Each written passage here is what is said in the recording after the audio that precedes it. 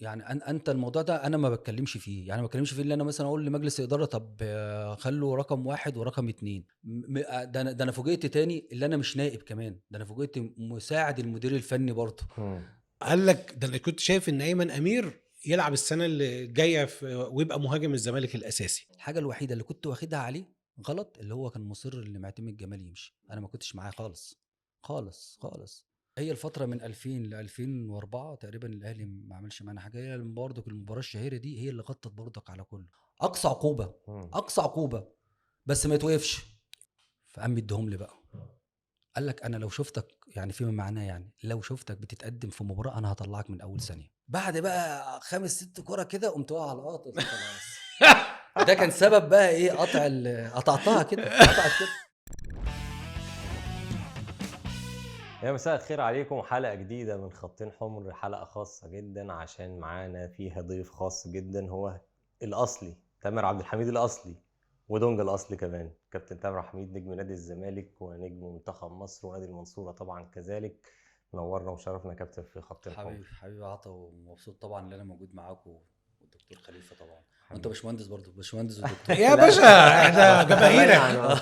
حبيبي احنا جماهيرك. ربنا يعزك. انا سعيد جدا ان انا معاك يا دونجا.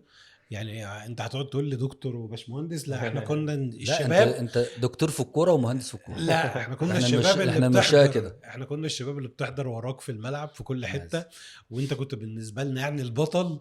اللي انا بالنسبة لي كنت بدور على اول اسم ليك في التشكيلة. الزمالك في الفترة اللي انت كنت موجودة كان بيضم نجوم كبيرة جدا، بس على قد ما النجوم دي كانت جميلة وممتعة، بس كان في فرد لو تشال كده من التشكيلة ربنا يعزك. النجوم الممتعة الحمد دول لله. ما يعرفوش يمتعونا، الحمد لان لله. هو اللي كان يعني مسمار الربط بتاع الفرقة كلها. فانا سعيد جدا ان انا معاك يا دونجا. انا في النهاية واحد من عشاقك يعني. فانا سعيد جدا بوجودي معاك النهاردة وان انت مشرفنا في خطين حمر. والله انا اللي سعيد طبعا بوجودي طبعا مع اتنين لهم تأثير قوي جدا مع الزملكاويه يعني. ربنا يخليك يا كابتن. وان شاء الله تكون حلقه خفيفه على الناس ان شاء الله. بمناسبة انها خفيفة، هي مش خفيفة ان شاء الله، تقيلة. احنا طول عمرنا طبعا لما بيجي لنا انت نجم كبير فرمل لي النهارده، لا فرمل لي كده عمرنا بس هي الاحداث اللي بتفرم. مم. احنا لما بنجيب نجم دايما بيبقى عندنا طبعا جزء ذكرياتنا معاه وتاريخه، وكابتن تامر تاريخه كبير جدا فهيستحق مننا ده. لكن بنحب نبدا بالسخن دايما. يعني احنا بنبدا بالسخن وبعد كده نروح للايه، نحلي ايه، هنحلي بتاريخ كابتن تامر، بس هنبدا بايه؟ بالسخن. وفيش اسخن من الزمالك. نيجي من الاخر. مش عاوزين البدايه، في الاخر كده، في النهايات. مفيش اسخن من الاحداث الحاليه في نادي الزمالك. بص انا عطا بيقعد يسال كده اسئله عميقه، انا بسال اسئله حلوه قوي. كلمتين ورد غطاهم. من شهر كتبت استقاله غاضبه جدا لمحت فيها تلميحات. مشيت ليه من نادي الزمالك؟ اولا نادي الزمالك طبعا ده بيتنا الكبير طبعا، ولنا الشرف طبعا ان احنا كنا موجودين في نادي الزمالك، ودايما بنبقى سعداء لما يكون احنا موجودين في النادي يعني. فلما كنا انا شغال في النادي عمر ما بكون مثلا مرتبط بفلوس او مرتبط بعقد او مرتبط كله مرتبط بالحب والعشق طبعا زي ما بيقولوا يعني. ولكن احنا كنت انا موجود في سيراميكا، قعدت سنتين، وبعد ما مشيت من سيراميكا كانوا طبعا حلو عليهم، كانوا بيقعدوا ياخدوا فلوس رابطه. الحمد لله. وانا كنت بحكي معاك بقول لك انا الحمد لله وشي حلو دايما مع الانديه اللي بروحها يعني. طب ربنا يستر علينا فكنت بعد ما مشي. فزي ما قلت لك كنت انا موجود مع سيراميكا سنتين الحمد لله. زي ما قلت لك برضه تاني وتالت ان الواحد وشه يبقى كويس. خدوا كاس الرابطه 3 سنوات يعني. اول ما تعاقدت معاهم كانوا خدوا كاس الرابطه مع الكابتن ايمن الرمادي، وتاني سنه مع الكابتن ايمن الرمادي، وتالت سنه مع الكابتن علي ماهر. مشيت انا قلت لهم والله، قلت التجانه، قلت مش هيشوفوها تاني. لا لا ولكن انا لا، كل الاحترام والتقدير طبعا للنادي سيراميكا كليوباترا والمدير الرياضي او المسؤول عن الكوره طبعا الكابتن معتز البطاوي. فرجعت تاني لبيتي بمكالمه طبعا من الكابتن حسين لبيب، واشتغلت طبعا في بدايه السنه مع الكابتن بدر حامد. والكابتن بدر حامد طبعا قيمه يعني، انا برضو من الناس اللي هي لعبت لنادي الزمالك ولهم تاريخ برضو لنادي الزمالك. والواحد لما بيشتغل مع حد كبير بيتعلم يعني. بس الناس وهي بتقرا الاستقاله حسوا ان انا هقول لك، ما انا هقول لك، لا انا هقول لك كل حاجه اقولها لك دلوقتي.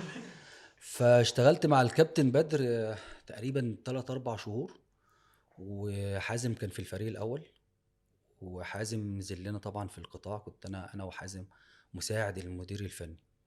ف فالمسمى ده اصلا غريب عليا يعني، او انا اول مره اسمع ان في مساعد للمدير الفني يعني. فالكابتن بدري كان هو رئيس القطاعات وكان هو المدير الفني للقطاعات. فحتى كان في عالي بالي كده بقول له هو مين هيحاسب مين؟ يعني المفروض يبقى في بوزيشن كده للمدير الفني للقطاع وفي رئيس القطاعات، عشان انا رئيس القطاعات احاسب مين؟ المدير الفني طب للقطاع. المدير الفني ده لو اخطأ نفسه هو مين اللي هيحاسبه؟ بالظبط. فده كان برضو كان ملحوظة كنت دايما بقولها يعني. فالكابتن بدر حامد تولى طبعا المدير الفني لمنتخبات ليبيا وسافر، وانا طبعا انا وحازم كنا موجودين. وطبعا ما خدوش قرار اللي يبقى فيه رئيس قطاعات، كنت انا وحازم قال لك لا احنا نمشيها كده لاخر الموسم بالبلدي كده. انت كنت شايف ان المفترض ساعتها كانوا يحطوا مثلا حد رئيس قطاع وحد مدير فني كان للقطاع مثلا؟ لا خلاص احنا ما هنمشيها كده، ان انت باقي على الموسم مثلا فاضل ماشي. تقريبا 4-5 شهور يعني. ما كانش عندك مشكله ما بالنسبه لك كانش انت عندي وحازم مشكله كمسميات عادي؟ بص هقول لك على حاجه، يعني انت الموضوع ده انا ما بتكلمش فيه، يعني ما بتكلمش فيه اللي انا مثلا اقول لمجلس الاداره طب خلوا رقم 1 ورقم 2. ماشي. لا احنا سابوها كده. تمام. تمام. وحازم كان زي ما بيقولوا برضو مربي صداقات كويسه مع اعضاء مجلس الاداره، وكان بينهم بعض اتصالات دايما، وانا كنت سايب لحازم الحته دي، مش عاوزين نعلي على بعض يعني، مش عاوز هو حازم يتكلم او تامر عبد الحميد يتكلم واحنا الاثنين نتكلم في وقت واحد. فانا كنت سايب الموضوع ده ان انت يبقى في تواصل بين حازم واعضاء مجلس الاداره، وبالتحديد الكابتن حسين السيد يبقى هو اللي بيدينا التعليمات، لان الكابتن حسين هو المفترض اللي هو المسؤول طبعا مشرف على قطاع الناشئين. والمشرف على قطاعات الناشئين، مع ان انا سنه كامله ما شفتش الكابتن حسين السيد موجود في القطاع. فكان حازم على طول هو اللي بالتليفون كان بياخد التعليمات من الكابتن حسين، او احنا محتاجين حاجه كان بيتكلم الكابتن حسين السيد وهكذا يعني. فمشينا الامور كمسؤولي قطاعات الكوره، كمسؤولي قطاعات الكوره. مش هنقول لك بقى ده انا تامر عبد الحميد وكم بطوله وكابتن ان مش عارف ايه والكلام ده كله، لا انا ما كنتش بقول الكلام ده خالص. كنتش بتقول بس انت مشينا ما كنتش راضي من جواك؟ يعني ممكن اه يعني ممكن اقول ان انا مش راضي شويه، لان هم وفي نجوم بتظهر يعني الادميه يعني كمان، انت المفروض ادم من حازم. طبعا المفروض يكبروا الناس يعني. مم. فما كانش عندهم الحته دي. بس عديت عشان انت ده فعديت على الزمالك. الزمالك، انا آه. ده انا ببقى في قمه الفرح وانا داخل بوابه نادي الزمالك بالتحديد يعني. انا في اي نادي تاني ممكن اقول لك انا هقبض كام وفلوسي اتاخرت ليه واعمل مليون مشكله، ولا نادي الزمالك عمرنا ما اتكلمنا في رواتب، ولا عمرنا اتكلمنا الفلوس اتاخرت ليه، ولا اتكلمنا حتى القطاع محتاج ايه، ولا مش وعملنا مشاكل، لا خالص خالص. احنا بقدر الامكان اللي في ايدينا بنقدر نساعد، اللي مش في ايدينا خلاص. طب القصه ورديه اهي، ايه اللي حصل؟ فانا هكلمك جاي لك في الكلام. فبعد الموسم احنا طبعا فنشنا الامور، كانت هاديه جدا، ما كانش في مشاكل، ما كانش في ناس بترمي بالكلام على السوشيال ميديا. وكان وقت الكابتن بدر حامد كان موجود، كان في كلام كتير جدا جدا جدا يعني، ناس بترمي بالغلط يعني. فعدينا ناس منين؟ من على السوشيال ميديا بقى يعني في حاجات تجاوزات كتير في قطاع الناشئين ناس جماهير يعني جماهير يعني. بتتكلم ان مش عارف ف... ايه الدنيا ماشيه ف... وخاصه تلميحات للامور الماليه والحاجات دي ايوه دايما ساعات بتحصل كده يعني. فعدينا الموسم الحمد لله، والمفترض طبعا هيجي يشكلوا القطاع. فالمفروض كان في عهد جون ادوارد اللي هو هيمسك القطاع تاني سنه، ده المفروض. وقعدوا فتره ان هم مش عاوزين يشكلوا علشان لسه ما يرجعوا لمين، لجون اللي هو هتاخد القطاع ولا مش هتاخد القطاع. واكيد اللي بيبقى ماسك الفريق الاول ده بيبقى في دماغه مليون الف حاجه، وعندنا طبعا مشاكل كتير. فالراجل انا كنت بشفق عليه ازاي هيمسك قطاع الناشئين بمشاكله وفريق الاول طبعا بمليون مشكله. فاكيد الراجل هيفكر وطول ما هو في تاخير اكيد الراجل بيفكر بشكل كويس يعني. فاحنا اتاخرنا. فالكابتن حسين السيد قال لك لا احنا ممكن نشكل القطاع لما جون ادوارد يحدد موقفه مع قطاع الناشئين. فكان في جلسه، او قبل الجلسه دي كنت انا موجود في مبنى قطاع الناشئين وبسال على حازم، قال لك ده حازم بيودي تشكيل قطاع الناشئين من غير ما يرجع لك لمين. ايوه انت معايا على الخط اهو. بحط الخطوط انا عشان لا انت بتحطها انت يعني انت بتقولها في النص عشان برضو ف كان المدير الاداري اللي كان بيقول لي الكلام ده. فقلت له طب ازاي ما كان يرجع لي حازم، احنا نقعد مع بعض ونشكل زي ما احنا عاوزين يعني. فكلمت انا الكابتن حسين السيد، قلت له يا كابتن حسين هو كابتن حازم جالك بتشكيل قطاع؟ قال لي اه جالي بتشكيل قطاع. قلت له ازاي ما يقعدش معايا؟ قال لي ازاي انتوا ما تقعدوش مع بعض في تشكيل القطاع؟ تعالوا له بكره في اجتماع. تمام. فجينا بكره بالاجتماع ده. قبلها طبعا كنت موجود في القطاع، في المبنى القطاع، وبكلم الكابتن حسين السيد. قال لي ممكن تديني ساعه بس، انا قاعد مع الكابتن بدر حامد. فجي في عالي بالي قمت قاعد مع الكابتن بدر حامد ليه؟ ممكن تكون حاجه وديه يعني. ماشي تمام، نمشيها وديه ماشي. ففجأة لقيت بسأل على حازم، لقيته موجود مع مين؟ مع الكابتن حسين السيد في نفس الاجتماع. في نفس الاجتماع. مجتمعين من غيرك يعني. وديه برضه. والله العظيم قسما بالله كل حرف انا بقوله ده انا وفي نفس القعده دي اللي تم فيها تشكيل القطاع من غير الرجوع ليك. فكلمت حتى الكابتن حسين، ودي حاجه زعلتني بصراحه. زعلتني منه جدا جدا. فقال لي انا نسيت تامر وانا نازل اهوت عشان نسي يبلغك؟ لا نسى اللي انا اقعد معاه دلوقتي. يعني انا هو اتفق معاه تاني يوم فقعدوا هم. ده انت بتتكلم على تاني يوم. انا تاني يوم بكلمه، قال لي اديني ساعه وهكلمك. فجاه لقيت الكابتن بدر والكابتن حازم موجودين معاه، وانا بكلمه بقى انا قاعد متاخر. فمش تامر برضه، انا مش عاوز اقول لك لا مش تامر عبد الحميد طبعا، مش يعني انا كابتن حسين ايه خالص. فقال لي طب قابلني عند ممر فاروق نقف مع بعض كده ماشي. انا ما كنت عاوز اسيب، انا كنت عاوز امشي. فروحت للكابتن حسين، كان جاي طبعا من الاداره واحنا واقفين يعني، واحنا واقفين. فقال لي هو حازم غلطان ان قدم التشكيل من غير ما يرجع لك وكده، فاكيد بيتعامل ان هو رئيس القطاعات. قلت له ايه رئيس القطاعات؟ طب ما حد يبلغني. قال لي مفيش حد بلغك. قلت له لا مفيش حد بلغني والله، اللي هو حازم رئيس القطاعات. مين المفروض يبلغ اصلا؟ انت يا كابتن حسين يعني. كابتن حسين هو اللي يبلغ كل حاجه، هو اللي يعمل كل حاجه، ده المنطقي. هو اللي يعمل كل حاجه كابتن حسين. وكان موجود بقى واحنا واقفين الكابتن بدر حامد. فقلت له يا كابتن حسين انا مش عاوز اقول لك ليه، احنا نادي الزمالك احنا نخدم بيه اي موقع، بس انا شكلي هيبقى وحش يعني. انا حازم انا شغال في قطاعات الناشئين من 2018، انا دلوقتي داخل في 7-8 سنين، واشتغلت في النادي هنا 3-4 سنين، وبعدين رحت سيراميكا وبعدين رجعت. فانا بقالي فتره كبيره جدا شغال في قطاعات الناشئين. وحازم على فكره انا بحب حازم برضه، وبحترم حازم على المستوى الشخصي جدا جدا جدا. بس هنا ترتيب في اولويات يعني، في اولويات ما ينفعش. انا اكبر من حازم تقريبا ب 13 سنه. 13 سنه. حازم عنده تقريبا دلوقتي 37 36 حاجه زي كده. فقلت له انا اكبر من حازم ب 13 سنه. انا استقبلت حازم لما عارف لما في لعيبه بتبطل وتنزل قطاعات الناشئين، انا استقبلت حازم وهو نازل لنا، واستقبلت حازم احسن استقبال. لان حازم بطل 19 وعرفته حازم بطل تقريبا 21.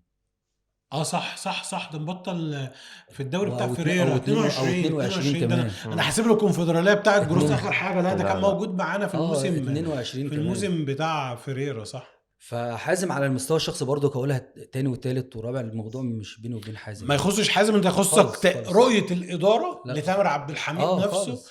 مع السيتويشن كامل اللي هو تعالى نقعد وما يجوش ويبقوا قاعدين هم ومحدش يبلغك ومحدش بلغك ان ده الشغل ده يا كابتن. بس رؤيه محدش بلغه يعني ايه الحركات دي. فساعتها اتخذت القرار. لا ده انا بقول لك، ده انا حتى قال لي انت عاوز تخلص الكلام في جلسه واحده، في قعده واحده كابتن حسين يعني. انا من وقتها خدت القرار خلاص. وبعدين بقول له طيب يا كابتن حسين انا عاوز امشي الامور.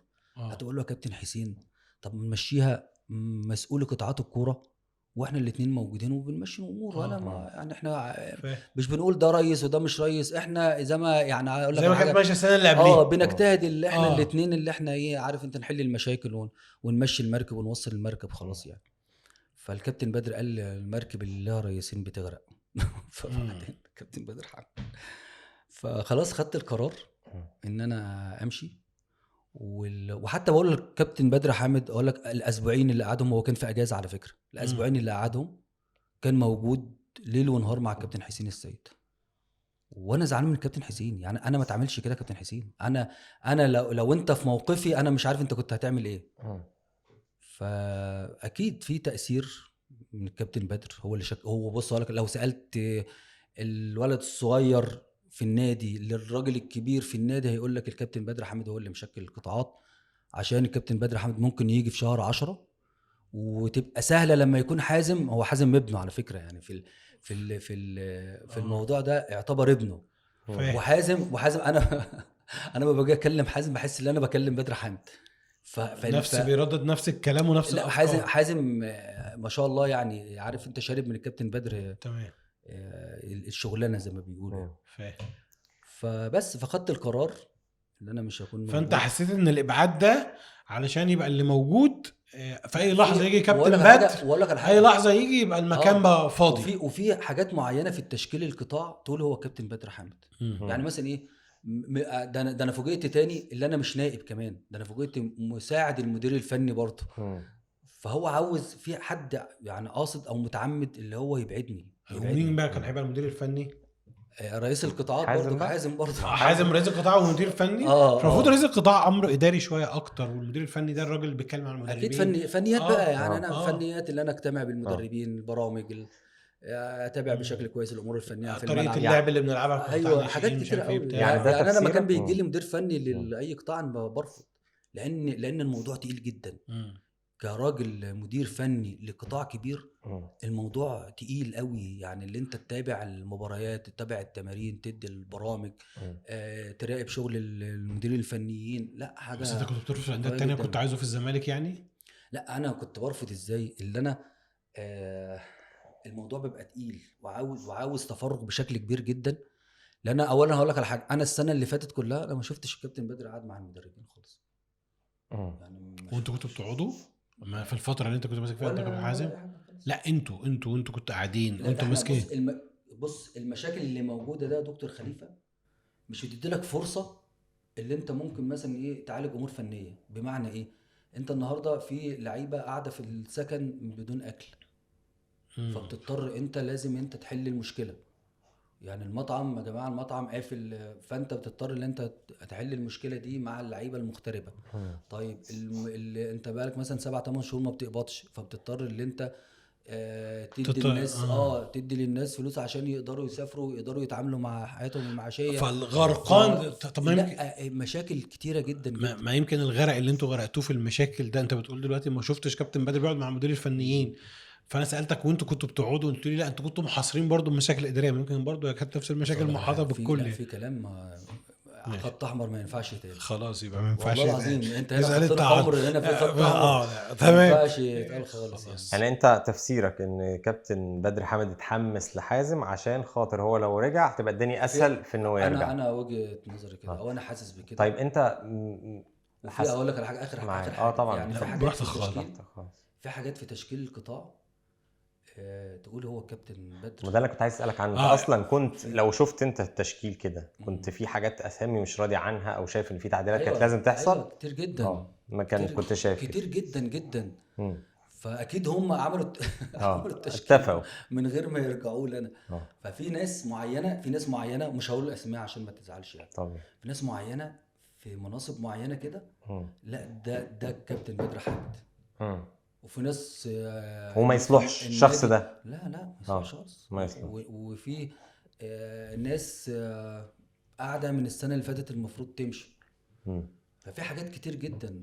فانا ممكن اكون انا الصدام شويه امور برضو عندنا. ده العكس، انا كنت هقول لك الاول هل بتشعر انه يعني مكالمتك مع كابتن حسين لبيب مش المفترض حط ايه الموضوع؟ يعني واحد بيكلمك من وهياخدك من شغل مش حتى بس من البيت، فالمفترض بيتحط حتى لو انت ابن من ابناء الزمالك. مش بتحس ان ساعات دي بتبقى انت عشان حبا في الزمالك، لعيبه كتير في الزمالك واساطير في الزمالك، اللي هو انا اي حاجه اخدم فيها النادي فده بيأثر؟ يعني المفترض احنا نقعد ونعرف انا مطلوب مني ايه ومنصبي ايه والتايتل بتاعي عشان اعرف انا حدودي وهل انا راضي ولا لا. مش ده المفترض اللي يحصل بعد كده مستقبلا؟ انا قعدت في الاول مع الكابتن اتقال لك تبقى مساعد المدير الفني. ايوه فمشي الحال.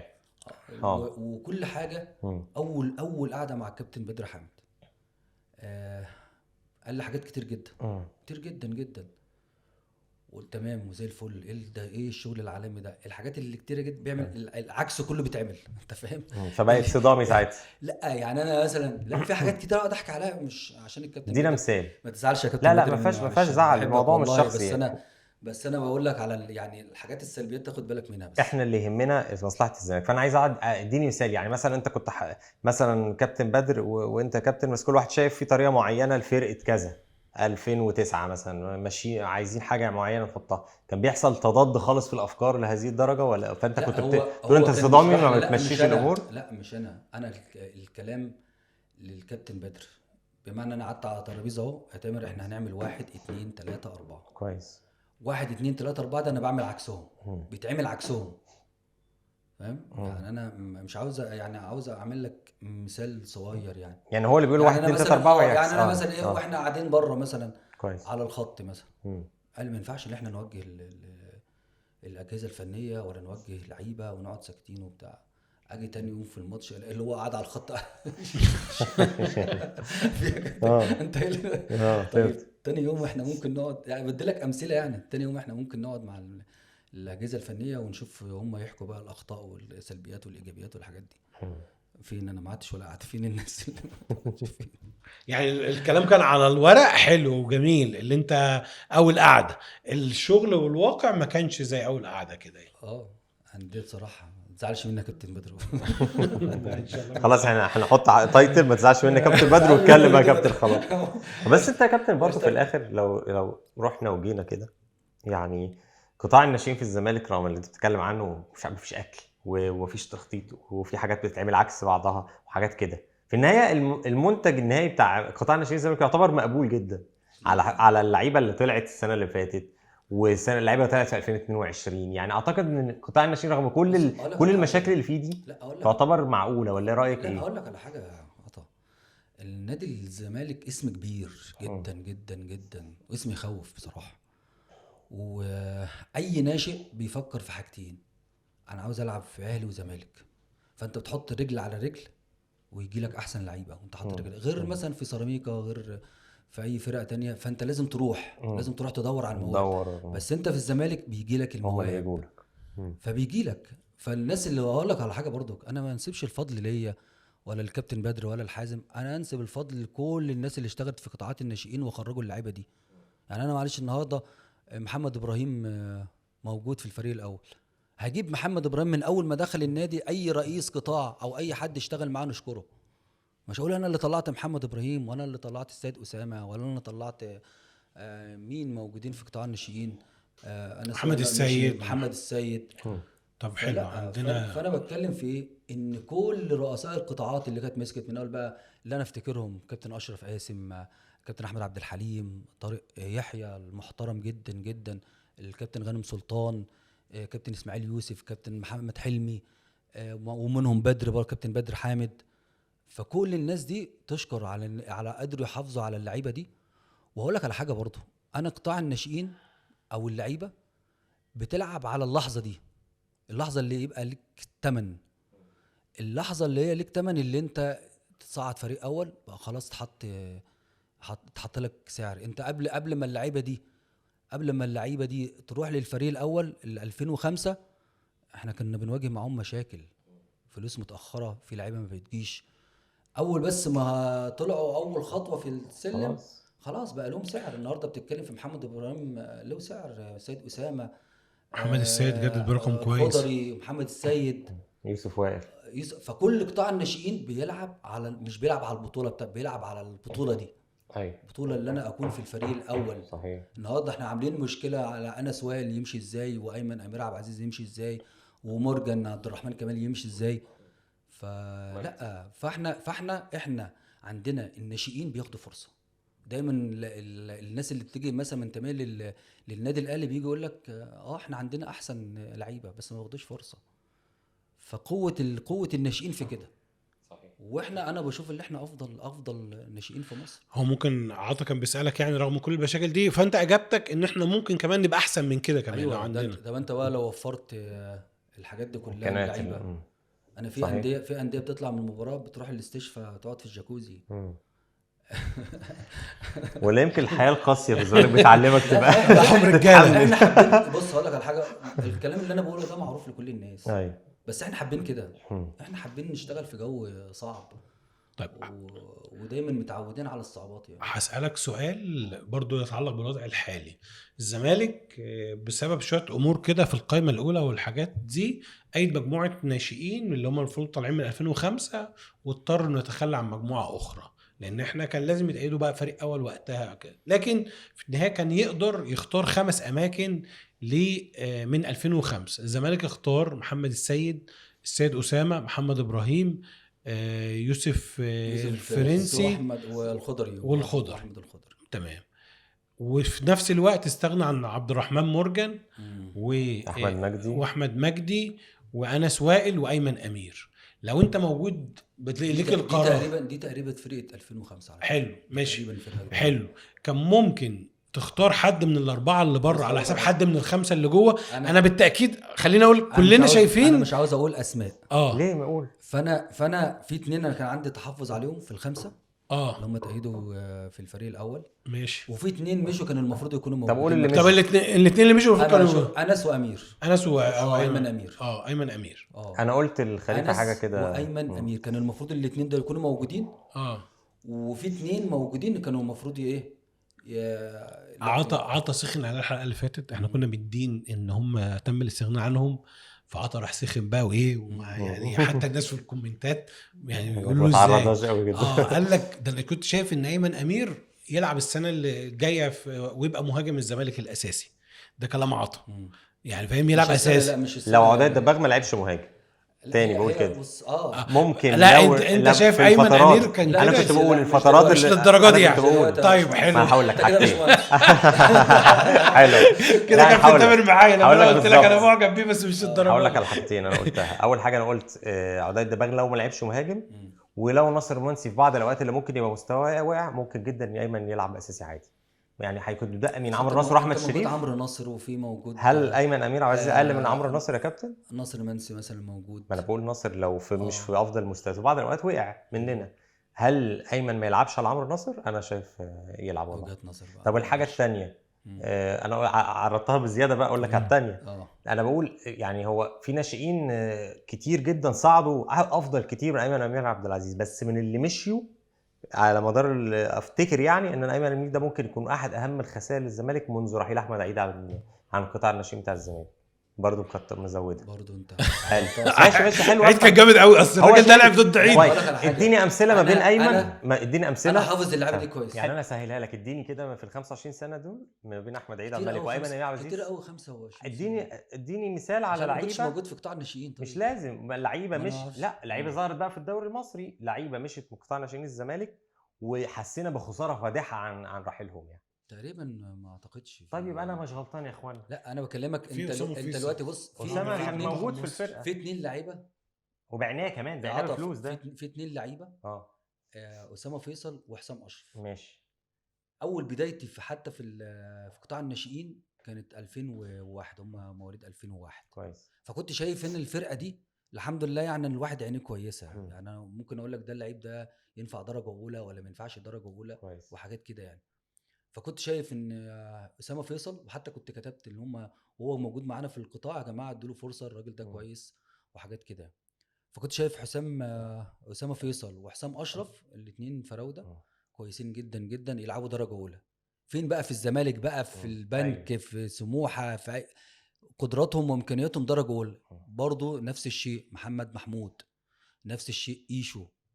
في لعيبه تانية ما ممكن. طبعا الكلام ما ينطبقش على لعيبه راحت اعراض زي مصطفى محمد ورجع يعني، فاهم قصدي؟ لعيب مشي خلاص من عنده. انا كان ليا تصريح من 2016 قبل ما مصطفى محمد يطلعوه اعاره، وقلت لا مصطفى محمد هيبقى فرويد مصر الاول كويس. ونفس الطريقه احمد فتوح وفي احمد عادل ميسي. لا احنا لو انت جيت تشوف اللعيبه اللي اتخرجت من قطاعات الناشئين بتاع الزمالك هتقول لا.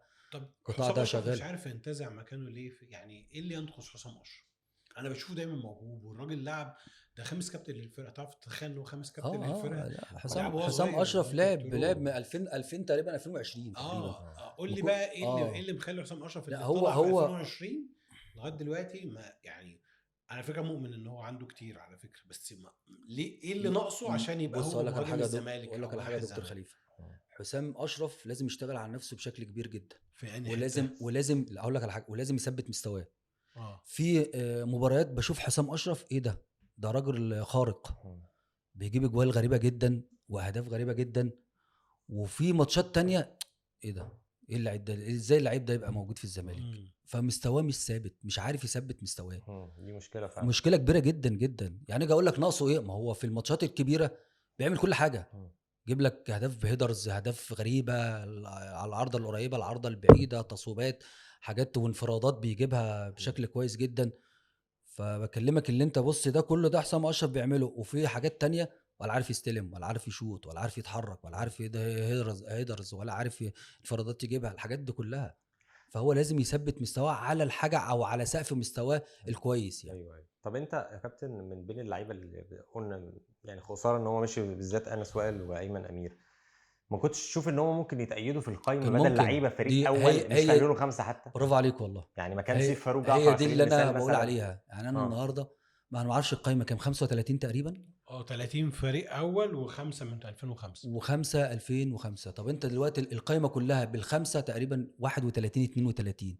في اماكن ضاعت. في اماكن كان قالك ما عشان في يعرف اماكن يبيع اللعيبه او ما يفسخوش عقودهم زي بارون وكان ما سيف هو الناس دي الجزيري موجوده في وحسام القايمه عشان برضه. يبيعوا، وسيف فاروق جعفر كان خايف القصه لو السيناريو لو حصل كان كده دلوقتي. ماشي، انا مشاها كده. اه لو هو خايف من اللعيبه دي اللي هي تفسخ عقودها وتمشي، لو هم مش هتحطه في القايمه ماشي، يبقى لازم تختار الخمسه الجيدين الكويسين. كويس. لو في اماكن يبقى لا، يبقى انت عندك غلط كبير جدا. لا، انس وائل موهبه، ايمن امير، حتى عبد الرحمن مرجان كمال ما حاجه كويسه جدا جدا. احمد مجدي المفروض يكون موجود احمد مجدي برضو. طبعا. بالمناسبه كابتن، كان في كلام ساعات يتقال عن انه ايمن امير في بعض الملاحظات على سلوكه كلاعب، يعني التزامه كده، هل ده صحيح؟ ايمن لا خالص، مفيش. لا مؤدب جدا، مؤدب، وابوه كمان حاجه كويسه جدا.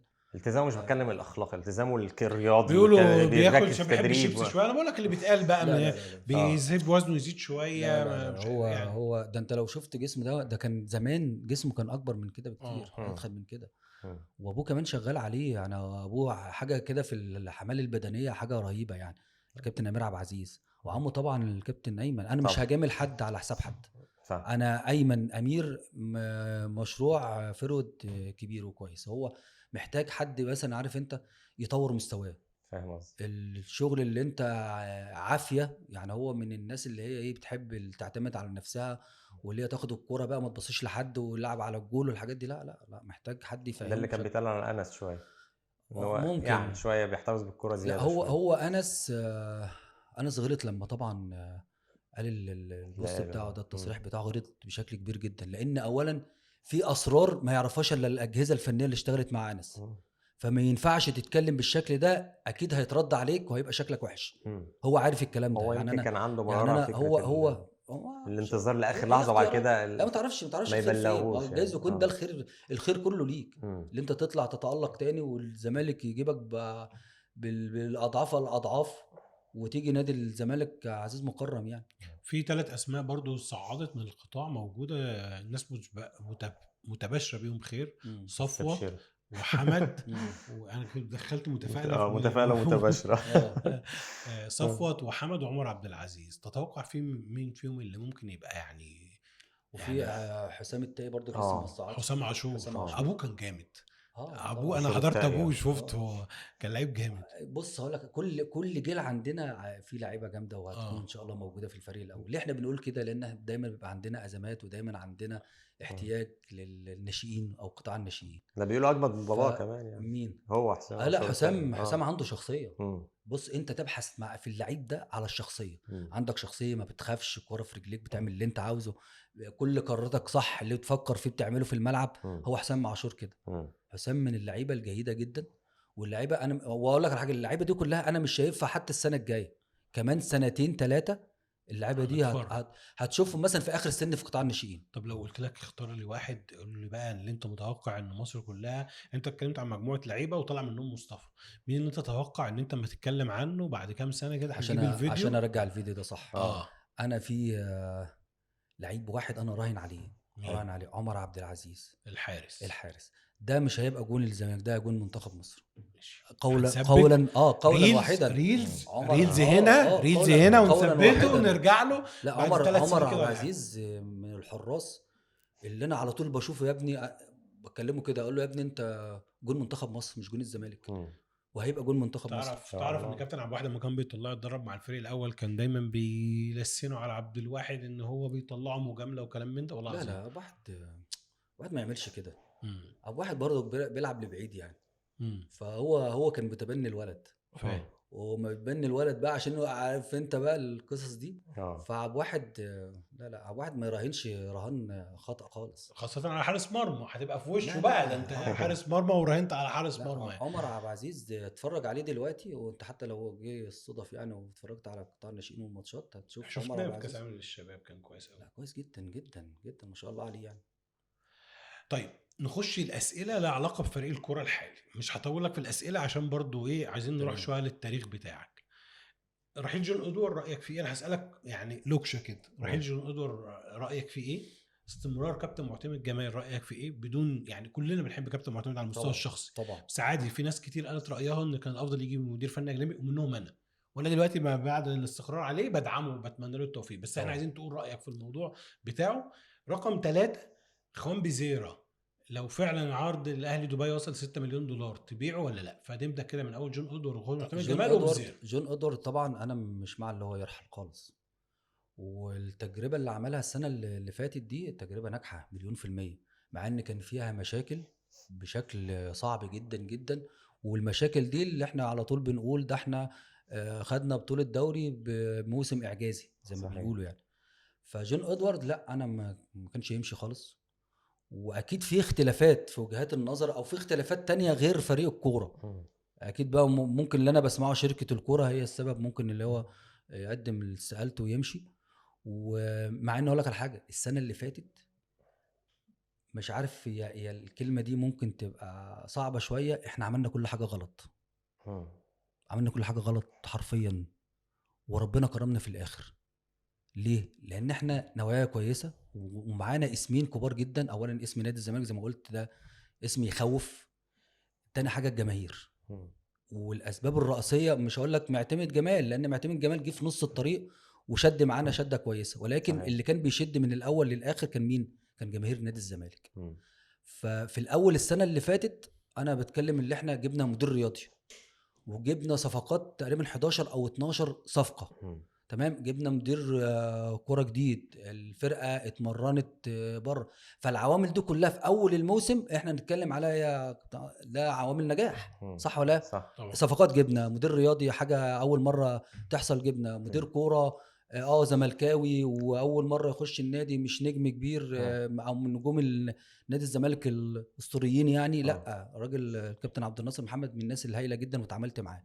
فكل حاجه دي كل الكلام ده كله يؤدي لايه؟ لنجاح. طيب جاب مدير فني، برضو احنا في الاول ما نعرفش المدير الفني ده كويس ولا وحش ولا. طيب بعد 4-5 ماتشات بان انه كل حاجه اتفشكلت. كل حاجه قعدنا بقى ايه، عارف انت المصفى اللي احنا بنصفي فيها بقى، صفينا اللعيبه طلعوا تقريبا 3 لعيبه. مدير فني فاشل بمعنى فاشل يعني. الارض اتسحبت في النص، الارض اتسحبت، لعيبه بتفسخ عقودها. بنعتمد على الناشئين. انت عاوز اكتر من كده؟ ده انا انافس على الهبوط. تمام، انافس على الهبوط حرفيا. فسبحان الله ازاي انت مشيت وازاي خدت الدوري دي ربنا. فانت كنت تحب ان هو جون ادوارد، بس انت هقول لك على حاجه، انا مع المدير الرياضي المحظوظ، المدير الكره المحظوظ، المدير الفني المحظوظ. طالما هو محظوظ بالبطولات امسك فيه.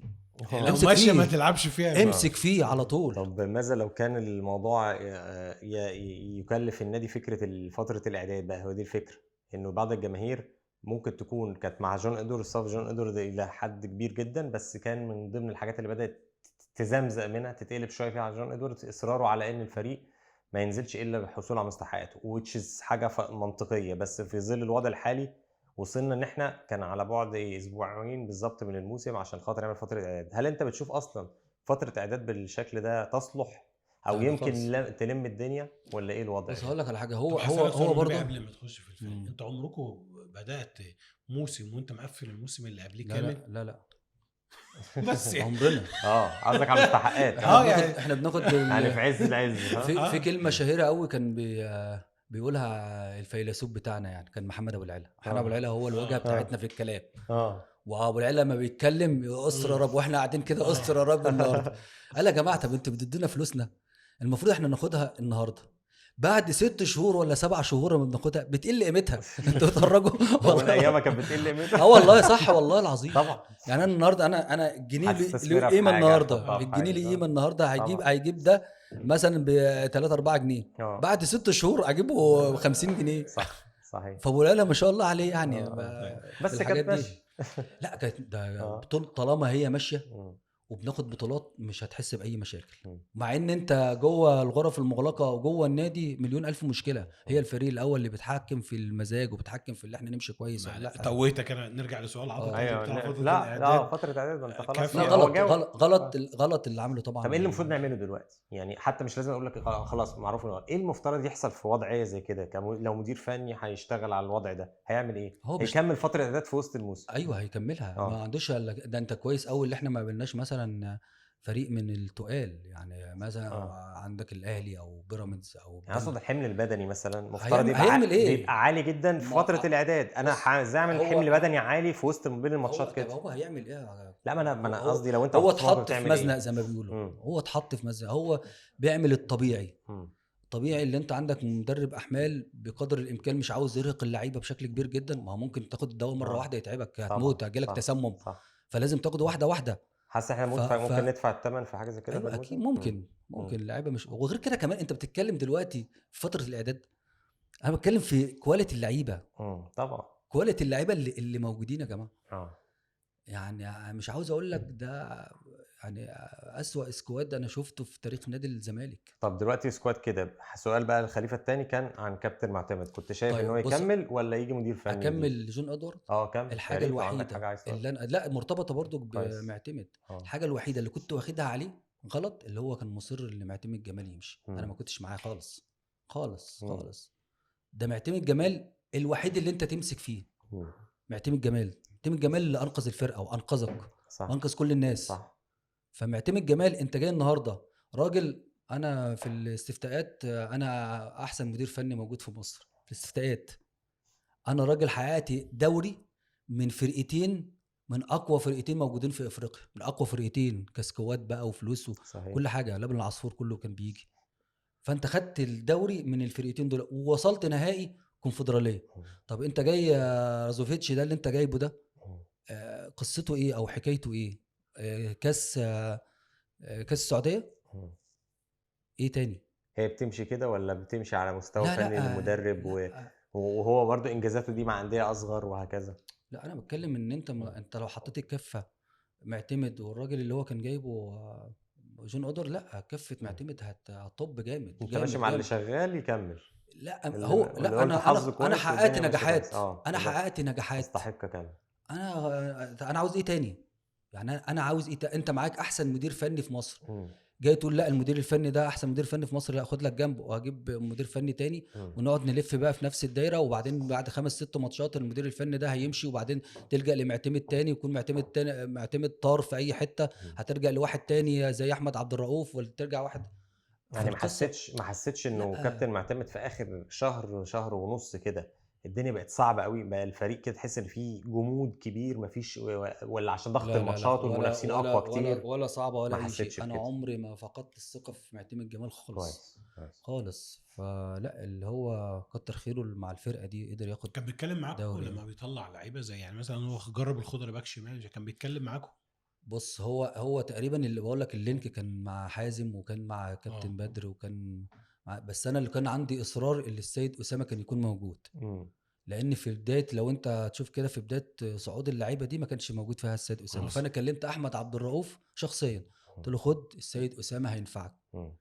فالسيد اسامه كان له عنده اخطاء بدات تتعالج. صحيح. يعني انا كنت مسكت الفرقه في كاس الرابطه ولعبت ماتش جول ماتش الاتحاد، صح. عمل جول صح. حضن لما على حاول يحضن الكوره على الكورة. واللعيب من ظهره كده خد الكوره وعملها كررها بالعرض في كورباس آه. جول، غالباً. وبعدين مرة في ماتش الكهرباء. كررها تاني بعد ده ما خلاص ما كانش فيه لا، اخطاء تاني. ظبط شويه. مفيش يعني اخر ماتش لسيراميكا لا، في لا، الدوري كان كويس. لا كان هايل، كان حصل. هايل كان من هايل. نجوم على فكره ماتش الفرقه. الاتحاد انتوا اول ناس لعبتوا خضري باك شمال.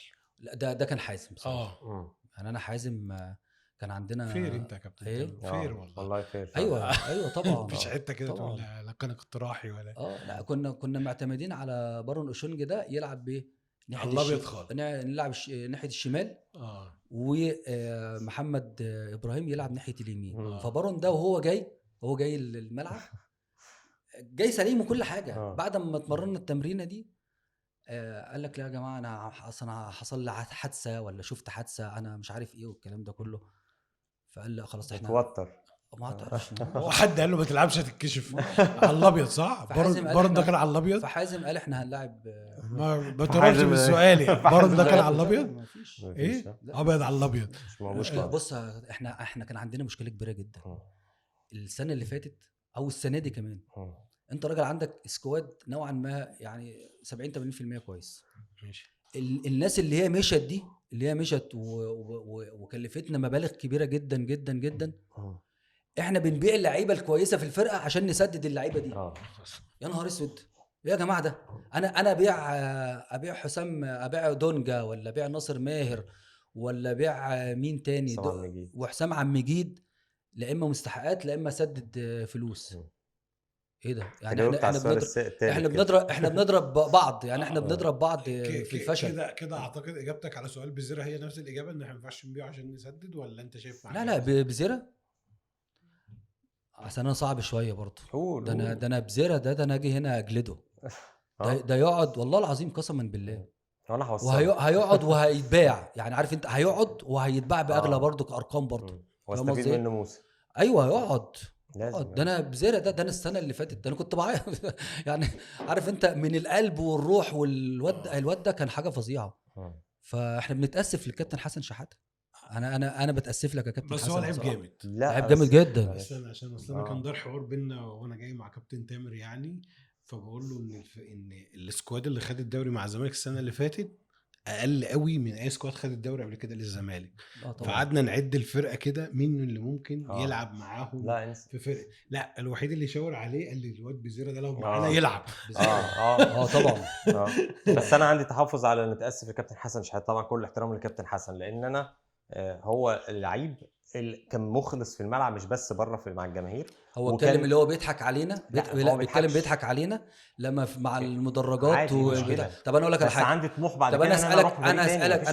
انا هسالك دلوقتي هو مش مصري ولا ابن يا باشمهندس. انا هسالك يا عم ما تختفش. طيب بزيرة موجود معانا السنه دي وعمل ماتش هايل وبتاع وبعدين راح للجماهير. مش هنصدقه لا مش هنصدقه ولا تقول له انت بتهجس. لا مش هنصدقه. لا هقول له انت بتهجس. تفرق على فكره. بس اقول لك ليه. لا غيرنا في خبرات تانية قالت الراجل ده بس على لعيب. يا كابتن في فرق بين انا ببص شعار عشان بحب النادي ده وبعد كده هسيبه عشان انا مش من ولا من مصر ولا من ابناء الزمالك وهروح لنادي اكبر، مش نادي اكبر اسف، بفلوس اكتر يعني ولان انا محترف دي حياتي العاديه، بس في نفس الوقت انا اتعلقت بالنادي ده برضه. ايه المشكله؟ مفيش تناقض بين الاثنين بالنسبه لي. اللعيب محترف بصراحه. انا راجل انا شايف ان هو باع النادي يعني بشكل كبير جدا جدا. انت شايف كده؟ انا شايف كده. الراجل كان متمسك اللي هو يمشي. مين اللي لفت الانظار ليك؟ واحد بياخد 6 اضعاف هياخد 6 اضعاف او 4 اضعاف المبلغ. بص هقول لك على حاجه طبيعي ان هو ممكن يفكر في الموضوع. اللي حصل من بزيرة ده لا لازم يكون في رد فعل قوي من النادي، ولازم الكابتن عبد الناصر محمد ده انا هقول لك مجلس الاداره عبد الناصر محمد وكل الناس لازم اقصى عقوبه بس ما يتوقفش ولا نبيعه وما يمشيش كلمته علينا واحنا نمشي عليه كلمه. نبيعه في هو هيتباع يا جماعه والله. 3 سنين دي على فكره قصدك بعد كده يعني 3 سنين دي مده مريحه يعني مريحه. هو بعد السنه دي ممكن لو ربنا سهل بعد السنه دي بس انت ازاي بقى هو هيجي لك مش هيقدم لك حاجه برضه. فمش عارف هو بزيرة بقى بيفكر ازاي ومين اللي بيحركه ما اعرفش برضه، لان انا في حاجه تكون حد بيحركه. ممكن اكيد 100% ممكن واحد مش عارف بقى. وانت بتلعب حد حاول يعني يحركك على الزمالك، فاتك دي تتعقد مش عارف ايه؟ هتيجي اقول لك بقى انا قعدت مع عادل القيع، تقول لك انت قعدت معاه ليه؟ زي ما بقول لك لا اقعد براحتك. على فكره انا مؤمن ان اي انسان من حقه يسمع اي عروض على فكره، ويقيم نفسه. حتى لو عايز اكمل في الشركه اللي انا فيها، انا ممكن على فكره كنت بقول للناس على فكره انا عايز اكمل في الشركه اللي انا فيها، ممكن اروح اعرف عشان اعرف سعري وانا بتكلم معاهم. لا انت انا قعدت؟ قعدت طبعا. طبعا قول. قعدت ليه بقى؟ قعدت ليه؟ صحيح قعدت ليه؟ من الزنة قعدت انا ليه؟ ما اقعدش. تعالى. وقعدت وسمعت طبعا فكرت؟ طبعا. لا فكرت مين يا دكتور خليفه؟ اه عارف انت الاجواء اللي انت تبقى قاعد بقى كده انت عندك فضول وشايف يعني؟ كان عايز يعرف سعره. اه سعره عندهم. باشمهندس عادل القيع والاستاذ جمال جبر، والاستاذ جمال جبر اللي جابني يعني. مم.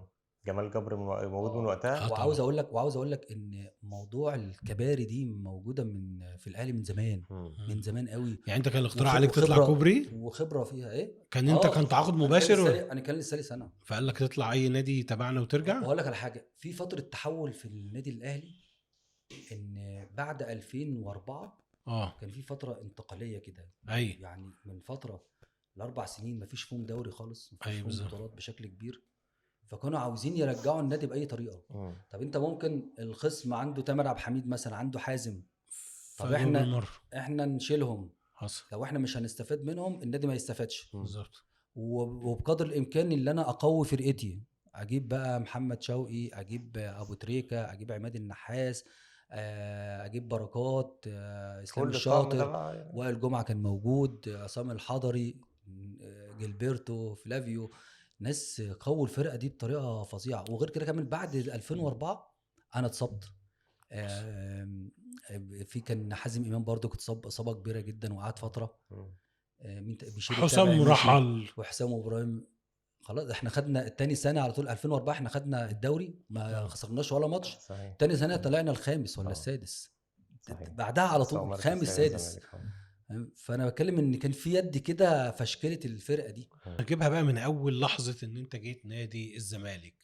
انت في اللحظه اللي جيت في نادي الزمالك كنت ضمن 5 لعيبه: حسام ابراهيم، وليد صلاح، عبد اللطيف، وتامر، والحسن محمد.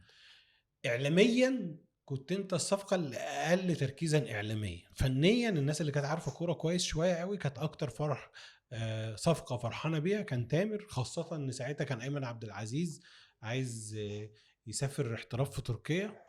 مفيش حد كان فرحان اللي انا جيت. انا كنت فرحان بيك. انت كنت متابعني جدا يعني؟ طبعا.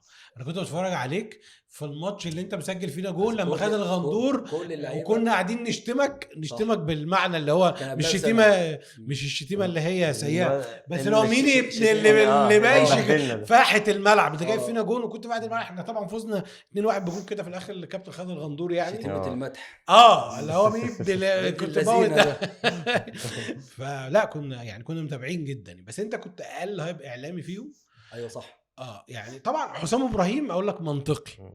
حدود حسام ابراهيم برضه جايين من الاهلي ونجوم كبار جدا، لكن وقت حتى زمان هو بيخلص صفقه وليد صلاح عبد اللطيف كان وليد طبعا عشان مهاجم فباين قوي. ما انا عارف. بس انت كمان كنت في المنتخب. على فكره الناس مش عارفه ان تامر عبد الحميد كان بيلعب في منتخب مصر قبل ما يجي الزمالك ب3-4 سنين اصلا. اي جهاز فني بيمسك منتخب مصر كنت موجود معاه. بس ما كانش عليك الهايب ده. حتى الحسن محمد هو كان لعيب كويس على فكره، بس هو ده يعني ما ركزش قوي في الكوره مع نادي الزمالك. برضو كان واخد هايب لانه كان الحسن محمد قبلها بسنه كان مكسر الدنيا وهو لعيب كويس، بس هو ما ركزش مع الكوره. ما ركزش مع الكوره. وكان صفقه ابراهيم وحسام دي بصراحه صفقه القرن. بس انت كان احساسك ايه بقى وانت داخل نادي الزمالك باقل تاثير اعلامي، ثم بعد كده اكتشفنا في الملعب ان كل ان يعني ان هو اللي الفرق طبعا هم كل النجوم سواء اللي انا اتكلمت عليهم او سواء حتى كانوا موجودين في الفرقه، طارق السعيد وكله كان، طارق السيد كله كان بيلعب مواسم عظيمه. لكن تامر عبد الحميد كان لما بيغيب عن الفرقه، انا عايز اقول لكم ان كنا بنلعب القناه في الكاس رايح جاي، اللعيبه العتاوله كلهم موجودين، وكان حازم رجع واحنا خرجنا من القناه في الكاس عشان كنا بنلعب من غير الدوليين، وكان اهم دولي فيهم كان غياب تامر عبد الحميد. انا اتبسط بالكلام ده يا دكتور خالد. لا ده حقيقه. احمد العجوز خد راحته يوم. الحمد لله. طيب فانت كان تعاملك ازاي مع الموسم؟ بص اقول لك على حاجه. القصه كلها في انتقالي لنادي الزمالك. اولا انا كنت موقع على العقود قبلها ب3-4 شهور مع الكابتن مين؟ ابراهيم يوسف. لا كابتن حلمي طولان. ماشي. والكابتن حلمي طولان كان متابعني بشكل كبير جدا من ايام منتخب الشباب. انا مفيش منتخب الا لما لعبت فيه. كويس. كنت احنا منتخب الشباب وهو كان في منتخب الناشئين. كان الناشئين ده كان وليد صلاح عبد اللطيف وكان السيد عبد الحفيظ وكان ايمن عبد العزيز. احنا اللي كنا ايوه قبله. وكان اللي قبلنا برضو كان حازم امام ومدحت عبد الله. احنا اللي كنا في النص. مم. فكان متابعني بشكل كبير جدا من المنتخب. وغير كده لما لعبت فريق اول في المنصوره كان نفس الشيء، كان متابعني. فايمن عبد العزيز مشي راح تركيا، فكان بيدور على ديفندر. فالكابتن حلمي كلمني. وكان قبلها بسنه، دي اللي الناس ما تعرفوش، كان قبلها بسنه كان الكابتن اسماعيل لما كان ماسك مع ابراهيم الكابتن ابراهيم كان ماسك مع برجيله. سوري الكابتن اسماعيل يوسف. اسماعيل كان مع برجيله تقريبا. كان ماسك وكان مكلمني. صح. فما عرفتش اخلص يعني. مم. فالسنه اللي بعدها الكابتن حلمي طولان. تفتكر كابتن معلش تفتكر كابتن اسماعيل رشحك بعد ما انت كنت عذبته في كام ماتش كده منهم انت 95 انت فاكر؟ اه لا ده انا اقول لك على حاجه. 95. لا ده تعرف كان ان ده من الجيل اللي طلعنا من كاس مصر. كان زمان حصل. كان زمان مفيش الا الاولى والثانيه. اه واحنا كاقاليم ما فيش عندنا الا ماتشين في السنه. صح. او على 4 ماتشات في السنه. اللي هم الاهلي والزمالك. والزمالك هنا رايح جاي. مم. فلما اجي العب بقى اول ماتش العبه مع الزمالك كان التيجانا كان موجود بقى كديفندر. مم. فتيجانا ده مثل الاعلى. تيجانا اه يعني انا هشوف تيجانا وش في وش. طب انا هعمل فيه ايه؟ خدته شويه. انا هقول لك. فتيجانا انا من النوعيه اللي انا ايه بحب اجري كتير. ارهق اللي قدامي. وبعد ما ارهق اللي قدامي اعمل اللي انا عاوزه. فتيجانا طبعا مفيش حاجه اسمها بقى تجري كتير بقى. ففي واحده كده معاه قام مديني واحده ايه واحده جامده جدا. لا واحده جامده جدا. أيوه. فانا اصلا مبسوط. انا تيجانا ضربني ده انا والله قسما بالله كده انا مبسوط ان تيجانا اداني شلوت. حاجه اقول يا جماعه ده تيجانا اداني شلوت. انتوا بتتكلموا في ايه؟ فلا تيجانا من الناس. وبعدين ايه خدت اللقطه دي قمت رايح جايب الشريط وخدت اللقطه دي. وزمان بقى كان في حاجه اسمها ميكسر كده. بتعمل بقى على ايه ميكسر صوت بقى وحاجات كده. يا كان شغلانه بالنسبه لي. عارف اللعيبه اللي بتجري جنب ميسي ويحطوا صورتهم على انستجرام. هي كده. بس على الايام حلوه دي. فتيجانا كان حاول تيجانا يجيبك وبعد كده كابتن حلمي طولان انا كلمني اللي انا اكون موجود. وجيت له بقى ايه بالليل كده في الخلسه كده في نادي الزمالك. ومضيت وحتى مضيت اللي هي الرغبه. كتبت انا الرغبه بتاعتي لان ممكن مثلا النادي يتدخل في. كانت بتحصل التسعينات دي كانت سنين في كله سيد عبد العزيز وبعد ما انهينا الموسم الكابتن طبعا عزمي مجاهد وفي في ناس يعني من مجلس الاداره خلاص خلصوني مع وليد صلاح. واللي انا سمعته في القعده مع ان انا كنت موقع وكل حاجه. فلما خلصوا وليد صلاح قال لك طب ما تدونا تامر عبد الحميد.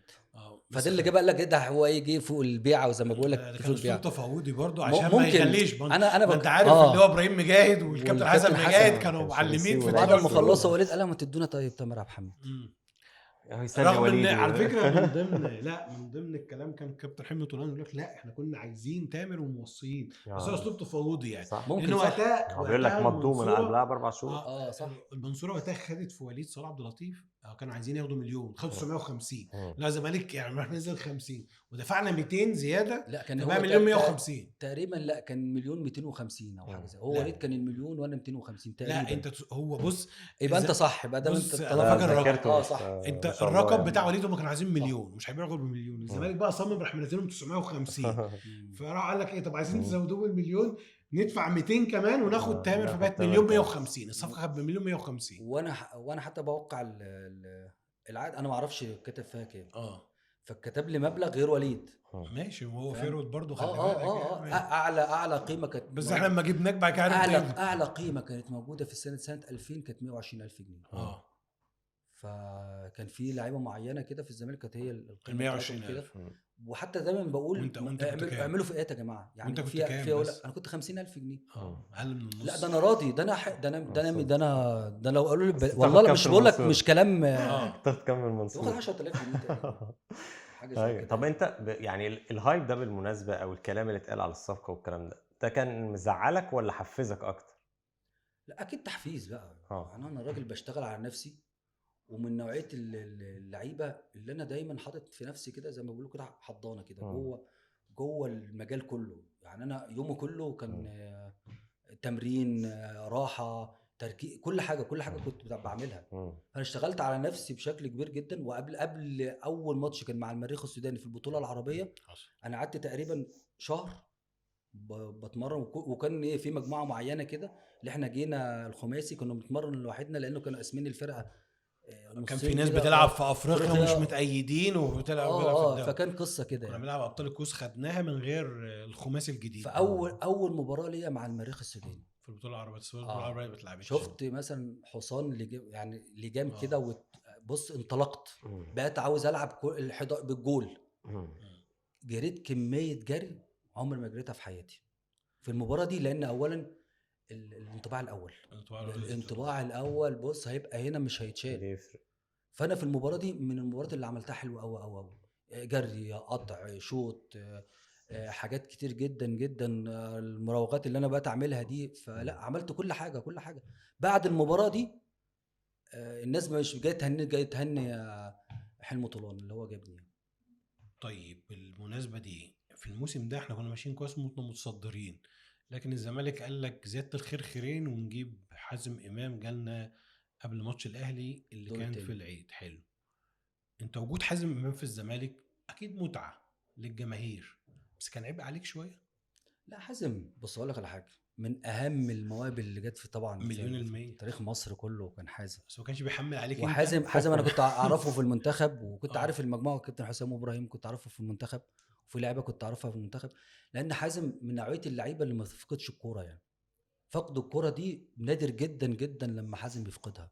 صحيح. لما في مباريات حازم ما يكونش فيها فورمه او في انا اللي بتعب، بس تبقى عارف انت اقول 10%. فحازم، وكمان يعني عارف انت لما تيجي تطلع بالكوره كده وتعمل مثلا دبل باص مثلا مع حازم ما يتقطعش، بتمشي. يعني لو الكوره اتقطعت وخلاص انا هتضرب في كل الكلام ده خالص. فحازم من النوعيه اللي هي بتبقى محطه مهمه جدا جدا. انا كل قراراتي مثلا 90% من البساط بتاعتي هتلاقيها لحازم. كنت تدور عليه يحل لك على طول. وحازم لو في وسط مثلا 10 هيعرف يتعامل. وطالما الكرة ما اتقطعتش لان كتير حازم منه مش هيعاني هو لو كتير. لو انت واخد بالك من اللعبه، يعني حازم بيرقص وهو واقف. حصل. دي مش في لعيبه كتير طبعا. مين اللي بيرقص؟ ممكن يكون جمال حمزه شويه، بس حازم لا رهيب في الحته دي. حازم وهو واقف كده لو اتجمع عليه 2 3 بيعرف بقى انكر رجله ده، بيعرف، عارف انت اللي هي الباور ده، الباور بتاع العربيه ده، بيعرف يشغله بشكل فظيع يعني. وحازم تسرح وانت في الملعب تتفرج عليه، هو بتحس ان في مبرر انك تدافع وتسيب، يعني تضحي بدنيا عشانه، في حاجه عائد هيجي من ناحيته. وغير كده كمان اللي بيجي بقى يساعدك كمان ده انا مسميه الجندي المجهول اللي ما خدش حقه خالص. محمد ابو العلا. صحيح. محمد ابو العلا بيهاجم زي ما بيدافع، وبيدافع زي ما بيهاجم. محمد ابو العلا ما خدش حقه لا اتفرج على محمد ابو العلا ده يلعب بره، ده يحترف بره محمد ابو العلا. بس كان في حاجه كده بينه وبين الجماهير انا مش عارف.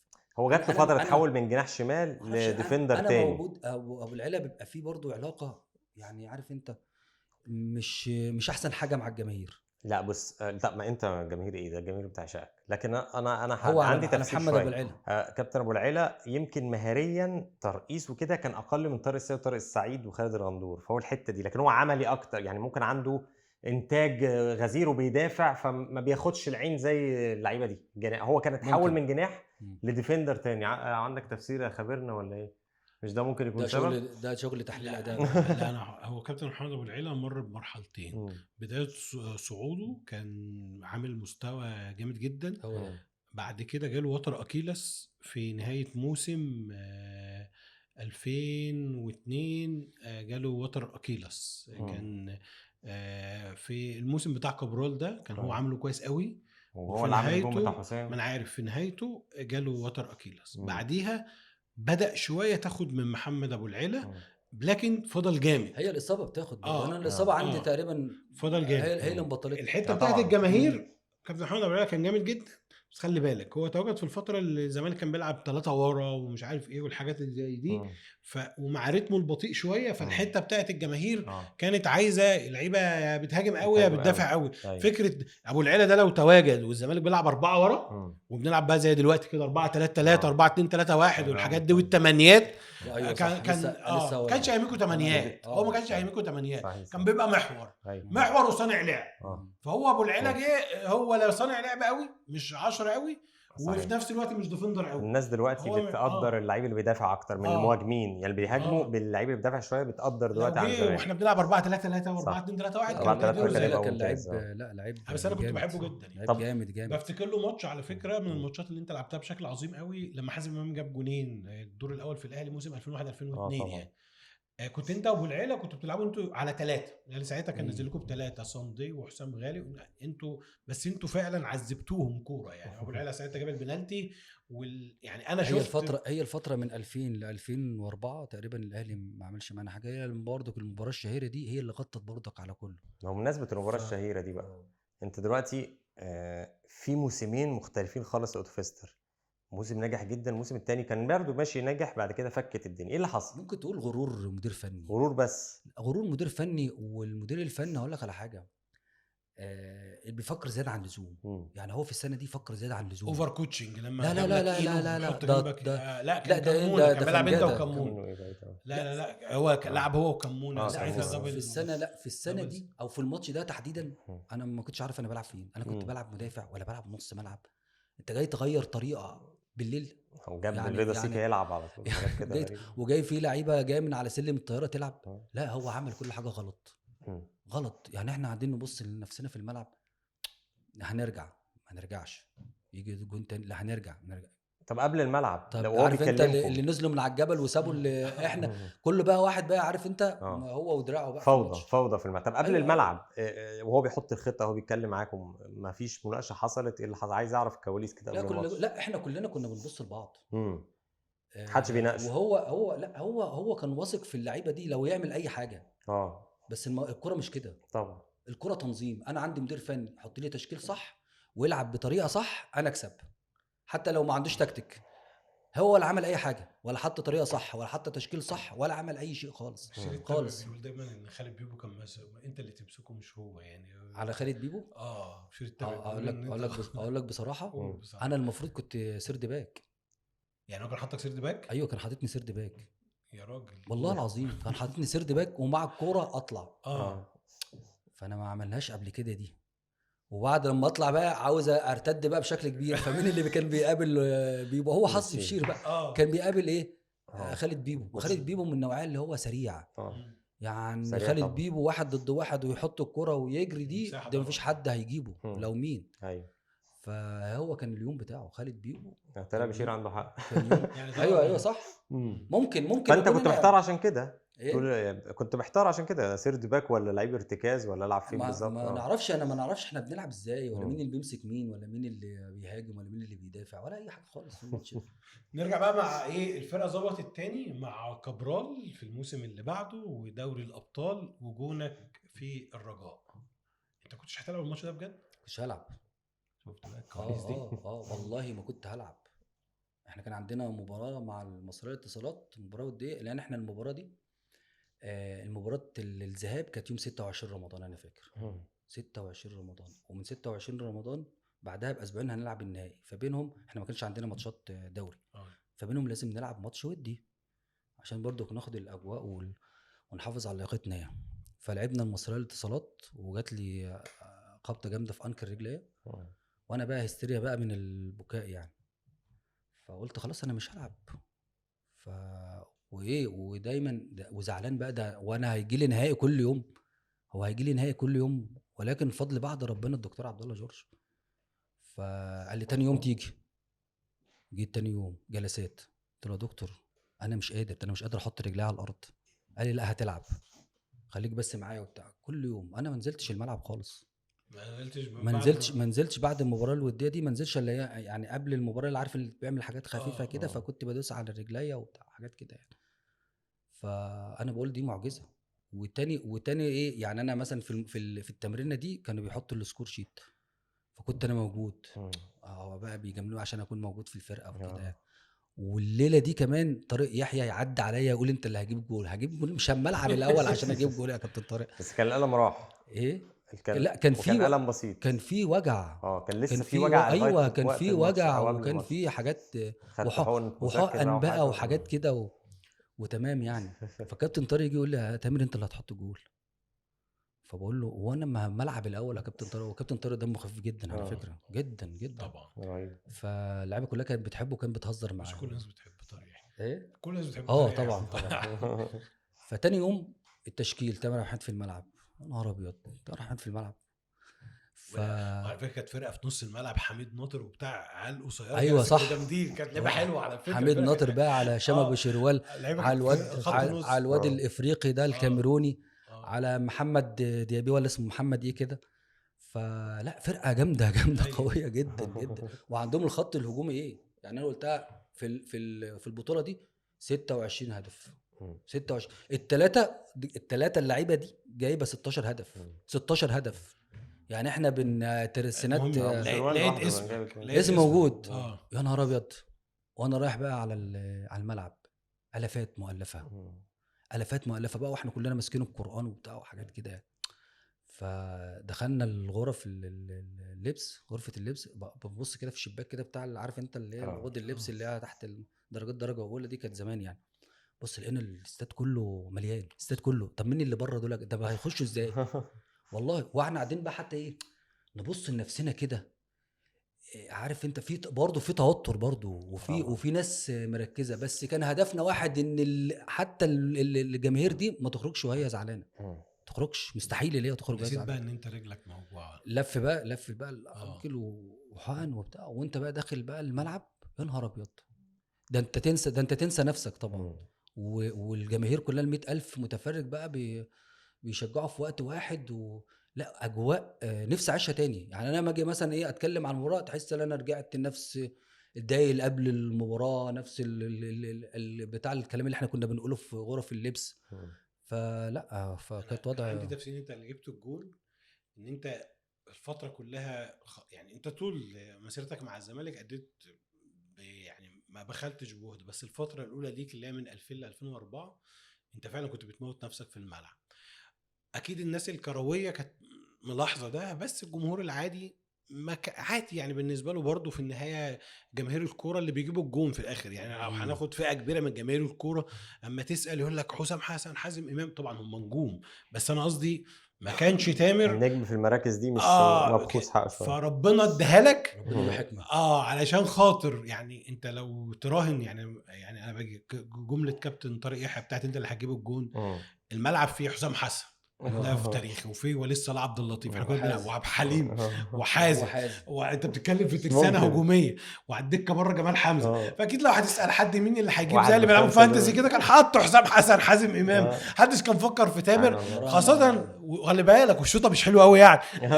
لا لو جيت شفت والله يا دكتور خليفه معلش ستوب. لو هتشوفها الكرة كانت قوية جدا جدا وكانت راحة يعني. عارف انت بس هو الكرة عملت كده ماشي وهي راحة كده. كانت راحة في الزاوية. ده هو اللي بوظ هو اللي بوظ التابلو. هو كان واقف ورا كانت لبست والله. ومصطفى الشاذلي ده كان حاجة قوية جدا جدا. اللي انت الكرة قوتها ده احسن من كده. بقول لك انت جايب جون في جول دي على الطاير. يا عم هو جون وحش بس خدنا البطولة. ما كناش والله العظيم اسمي لسه موجود دلوقتي على البطولة. باشا هيفضل موجود بس ارضى عننا عشان نجيب السد. انا عندي الاحساس فيها مجدي عبد الغني دلوقتي على فكرة. انا وش حلو. انا عندي الاحساس ان احنا لازم كده كنادي الزمالك نرضي دونجا علشان خاطر ربنا يفرج علينا. ربنا يعمل فينا زي مجدي عبد الغني صح. ربنا هيرضينا ان شاء الله. ان شاء الله باذن الله ان شاء الله. كابتن تامر ما يتمناش الا الخير للزمالك يعني. هو ده ابن مخلص اكيد. بس انا بزعل بقى من اللي قبلك يا كابتن. هو انت قفلتها بالضبه والمفتاح يا كابتن والنبي شوف مين اللي مزعلك وهتيجي نصالحك. والله العظيم قسما بالله بيتكلموا كده. انت حد مزعلك والله ما في اي حاجه خالص. هو انا عمري ما حسيت بالتقدير. من جوه كده هات عايزين نفك ونشيل. لا من ضمن الحاجات اللي ممكن تكون مزعلك كمان مسيرتك الدوليه. كنت حاسس ان انت تستحق مسيره يقول لك ده مش دولي يا جماعه. وانا خدت فرصه. هو انا خدت فرصه وما مسكتش فيها. ده يعني انا لعبت مش مع عارف. منتخب 2004 لعبت الكامله، بس انا كان سني كام الجيل يا ده عطا؟ كله انا كان سني كام؟ انا كان سني 30 او حاجه. هعمل ايه في مم. انا لا كنت هو عاوز المنتخب كله ما كانش كنت عاوز اخد موفق، من بدري. المنتخب كله ما كانش لا موفق. انا بتكلم، انا كنت عاوز اخد من بدري، اه من اول ما كان مسك كابتن فاروق جعفر والكابتن خطيب اه المنتخب. طبعا. يعني 96. حد يديني الفرصه. كابتن جوهري بعد كده، وفي مين تاني يا ربي؟ كان في جيرار مدير فني. جيلي. ايوه هو ده اللي كان معاه الكابتن انور سلامه. لان انت كنت في قمه مستواك بقى في وقت الكابتن جوهري في 2000 وفي جيرار جيلي في 2002 وما كده ما خدتش. انا ب 98 كمان.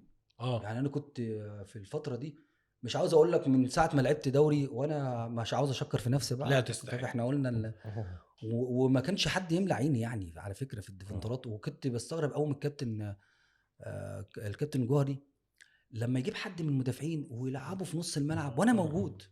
يعني هي الثقه لاعب أصلاً. هاني رمزي انت مدافع ايوه، ولاعب كذا حصل. انت جربتني في ماتش دولي مثلا وخذلتك. ما تجربني، اديني الفرصه وانا هثبت لك ازاي. ده انا جيت في ماتش الجزائر بتاع 5-2 ده، لعبت بالظبط 5 دقايق في الاخر واتعورت. وانا خارج قلت هو كابتن جوهري باصص لي في الخمس دقايق. والله العظيم قسم. ده اقول لك الحاجه، ده انا جات لي، ده انت لو هتشوف المباراه دي في اخر يعني في ال5 دقايق اللي انا لعبتهم، جات لي اصابه على 18 لمنتخب الجزائر قويه جدا. قلت والله لا مكمل، والله لو رجليا اتقطعت هكمل. وبعدين في الجون اللي هو الرابع اتخبطت فيها نفس الطريقه، ما قدرتش خلاص بقى. قلت خلاص. والماتش ده كان فتح اصلا. شيلوا يا جماعه يلا ودونا على الخط. انت ايه احلى ماتش اصلا دوري تحس انت لعبته كويس قوي؟ كان في ماتش زيمبابوي مثلا، في ماتشات انا احرزت فيها اهداف في التصفيات. مش لازم اهداف، انت لا وفي زيمبابوي في كاس الامم انت لعبته كويس. وحطيت هدف وبتاع وحاجات كده يعني. وايه احلى ماتش بشكل عام يعني، واحده من اكتر الماتشات اللي انت تحب فاكرها قوي ان انت لعبتها كويس حتى لو محدش فاكر الماتش ده؟ بص انت قلت المريخ السوداني يعني الماتشات. بص ماتشات الاهلي كنت بلعبها كويس قوي. حصل 3-1 و3-1 و1-0 بتاع جمال حمزه و2-1 بتاع حازم امام. كنت بلعبها كويس. وممكن اعرف انا كنت ذكي جدا على فكره. كان قبل ماتشات الاهلي ما تعرفش الكيرف بتاعي كان بينزل، فكنت برجع نفسي في الماتشات دي. ولا كنت انت قبل ماتشات الاهلي بتهدى على نفسك شويه وبتوفر؟ لا ده في المنصوره برضه انت ما انت سهل يعني. في فتره قبل ماتش الاهلي لقيت كابرال حاطين احتياطي قبل ماتش 3-1 بتاع أيوة. ابو العيل عمل الجول لحسام حسن واللوب بتاع عبد الحليم. ده ذاكر يا دكتور خليفه. لا ده انا حافظ. وانا ممكن اقول لك في حاجات انا مش فاكرها. انا ممكن اقول لك هو حطك احتياطي ليه اصلا. فانا بكلمك ايه قبلها. والله العظيم انا عارف. قبلها 3 ماتشات حاططني بره. نهار اسود. هو لعيب الكوره كده، مدير فني بيلعبك احسن مدير فني في الدنيا. مدير فني ما يلعبش عاوز قطر ياكله. هو كده بص العقليه ايه ده، وما تقبلش اي حاجه بقى. ايه اللي بيعمله ده وبيلعبك بقى ايه ده؟ انت لو عطس ما شاء الله ايه العطسه الجميله دي. فكابرال قبلها ب3 ماتشات ما بلعبش. فرحت قعدت معاه، انا داخل على ماتش الاهلي عاوز العب ماتش الاهلي. قال لي بص يا تامر، انا حسيت ان انت كنت مرهق جدا وكنت محتاج ترتاح، وجات الفرصه ان انا اريحك والعبك ماتش الاهلي. يعني لازم اجي لك. والله العظيم لا مش كده. هو قال لي الكلام ده، قال لي انت حاسس ان انت من الناس اللي بتبذل مجهود فلازم يبقى عندك ريكفري والحاجات كده يعني. فلعبني الماتش والحمد لله رجعت بطريقه كويسه. بس هو كان مره عنده ملحوظه عليك واحده بس في انه كان بيحبك جدا وبيلعبك على طول، بس كان عنده ملحوظه عليك شويه في مباراه حرس الحدود اللي تعادلنا فيها، ان انت كنت بتتقدم بالكوره. اما قال لك انت مش ماتش تاني، الماتش بتاع تقريبا انبي ولا المحله اللي احنا طلعنا من جولدي تقريبا، طلعنا بركلات الترجيح. طيب يبقى انا هقول التشبيه. لما قال لك ان انت انا مش عايزك انت تروح بالكوره للمهاجمين، انت زي القلب تثبت مكانك وتضخ الدم للاعضاء. بص اقول لك على حاجه يا دكتور خليفه، مباراه جولدي في كاس مصر احنا خرجنا منها تقريبا بالركلات الترجيح، ومن افضل المباريات اللي عملها النادي الزمالك. عملنا 50,000 فرصه يا نهار بطريقه مهوله والله. انا جايب مثلا كوره في العارضه شاط مثلا مليون شوطه. التوفيق اللي كان معانا في ان الاهلي ما يعديش انبي جه خاصمنا ان احنا ما ينفعش يعني لا هي كانت حلفه اللي خلاص اللي هي ما تدخلش. وبعدها تاني يوم انا كنت عامل ماتش عالمي حصل. عالمي، حصل. جريت كميه جري وعملت شغل على المرمى بطريقه فظيعه يعني. فاحنا قاعدين في الملعب مجتمعين كده، وانا بقى مستني بقى ايه، احنا بيحب يشكر اللعيبه اللي ادت يعني، فانا مستني بقى اللي هو هيشكر فيا. ببص كده ما يجيبش اسمي، وبعدين قام قايل اسمي، فقام مديهم لي بقى. قال لك انا لو شفتك يعني فيما معناه يعني لو شفتك بتتقدم في مباراه انا هطلعك من اول ثانيه، لو ما بتسمعش الكلام وما بتقفش انا هطلعك مش عارف ايه وايه. تبص وتهزيق بقى، وعارف انت البنيات بالكلام.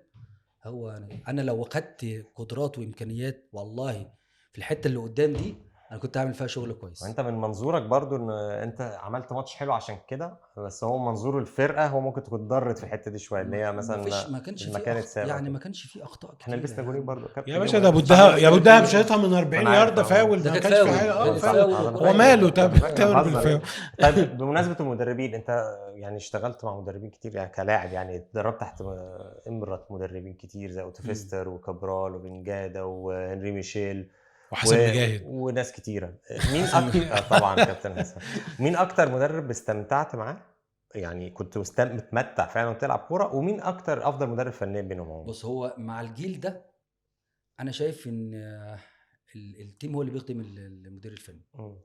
التيم القوي زي مانويل جوزيه، انا اللي خلى مانويل جوزيه عالي كده وبطولات الجيل بتاعه. فالجيل بتاعنا كان قوي جدا، فكان بيعلي اي مدير فني كويس. من اوتوفيستر لكابرال لفنجادا للناس اللي هم مسكونا في الاربع سنين دول. فالجيل لا مهم جدا، بدليل ان كابرال مسكنا في اول، بعد كده ما فيش، جه تاني في 2006 تقريبا او 2005 ما عملش اي شيء خالص لان الجيل اتغير. فالكواليتي اللعيبه هيخدم. من المدربين اللي انا ممكن حاسسهم بشكل كويس المدرب النفسي اللي هو ممكن يقف معاك نفسيا بشكل كبير اللي هو فنجادا. لا فنجادا من المدربين. طب الافضل مش بكامل نفسي، الافضل هو فنجادا. على فكره كل النجوم انا اجابه غريبه جدا على عكس هو دايما جماهير الزمالك. جماهير الزمالك كانت حبت كابرال اكتر من حبت فنجادا. لا انا بقول لك ما انا عارف لا مش بطولات كلاعب. اصل انت اجابتك دي مش لوحدك، ده كابتن حازم، كابتن طارق السيد، كابتن كل النجوم نادي الزمالك في الفتره دي لما تقابل اي حد يقول لك فنجادا هو افضل. لا فنجادا. بمناسبه وانت بتقول الجيل اتغير وكده، مين اكتر لعيب حزنت انه مشي في 2000 بعد 2004 والكلام ده؟ كنت حاسس ان مشي من عندنا بشير ومشي من عندنا حسام ابراهيم. في الناس اللعيبه كلها اللي هي كانت موجوده معايا يعني. بشير انا زعلت جدا اللي هو مشي. حسام ابراهيم نفس الشيء. اللي هو مين تاني يا ربي؟ بس اللعيب اول ما شفته مشي قلت الفرقه دي هتفك. لا هقول لك على حاجه، وانا ولا هو اتصاب. لما هو اتصاب والله، لما هو اتصاب والله وجاله صليبي. انا الله اكبر يعني مش مبروك خالص يعني. انا طول ما انا موجود في الملعب وبصحتي والدنيا تمام، ما الواحد ما بهبش اي فرقه. بس هو اما اتصاب لما اتصبت بقى انا خاف من اي قطه ماشيه اخاف منها. انت الاصابه اثرت يعني جابت هي جت. لا يعني تامر ممكن مسيرته نقسمها قبل الاصابه وبعد الاصابه. هقول لك على حاجه، مش اصابه الرباط الصليبي. الموضوع كله كانت في الخلفيه. اللي انت تشيل الرباط الصليبي من الخلفيه دي كانت عندي مشكله. لان انت الرباط كان كويس. قول لنا بقى اصلا ايه. لا الرباط كان كويس يعني الرباط تمام، بس انا بتكلم في ايه، اللي انا من النوعيه اللي انا كنت بجري كتير جدا جدا جدا. وانت واخد الرباط من الخلفيه، فانا لعب لي ماتشين اتصف في الخلفيه على طول، اتصف في نفس الخلفيه اللي هو شال منها الرباط. لان ما كملتش اصلا. انت حكيت لي بقى حاجه كانت غريبه جدا وحكيتها لي من كذا سنه يعني.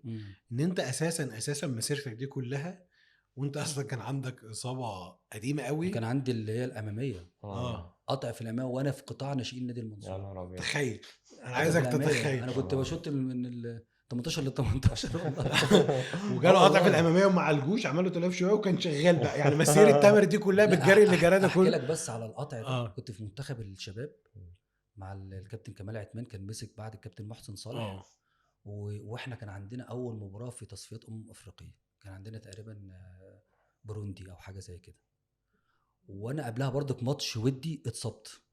كان عندي الايه الاماميه، وكان في فاضل تقريبا اسبوع اللي احنا هنلعب المباراه دي. وانا تقريبا احنا متجمعين من سنتين ما طلعتش من الملعب ثانيه. وسفر بقى الامارات وقطر وماتشات وديه هنا وماتشات وديه هنا. وجيت على الماتش الاساسي اللي انا بحلم بيه اللي انا هلعبه وهيتذاع في التلفزيون واهلي يشوفوه في التلفزيون، مش هكون موجود فيه.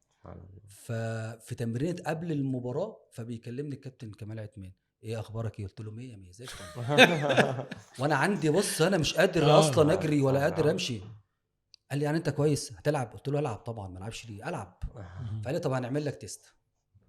ماشي تعالى علقوه تعالى مرمى ويدي لي الكوره وانا ايه اشوط. ايه الاخبار؟ 100 100. وانا بقى بنزل بدموع مش قادر والله العظيم قسما بالله.